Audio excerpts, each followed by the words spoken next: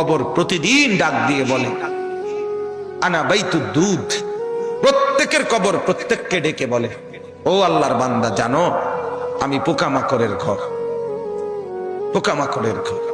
তুমি তো সেই বান্দা যে একটা মশা কানের পাশ দিয়ে উড়ে গেলে তোমার ঘুম বন্ধ হয়ে যায়, চোখ মিলে যায়। একটা মশার গুনগুন আওয়াজ সহ্য করতে পারো না। একবার কয়েল, একবার অ্যারোসোল, একবার মশারি, এরপরও তুমি চাও যে একটা মশাও যেন আমার কানের কাছে গুনগুন না করে।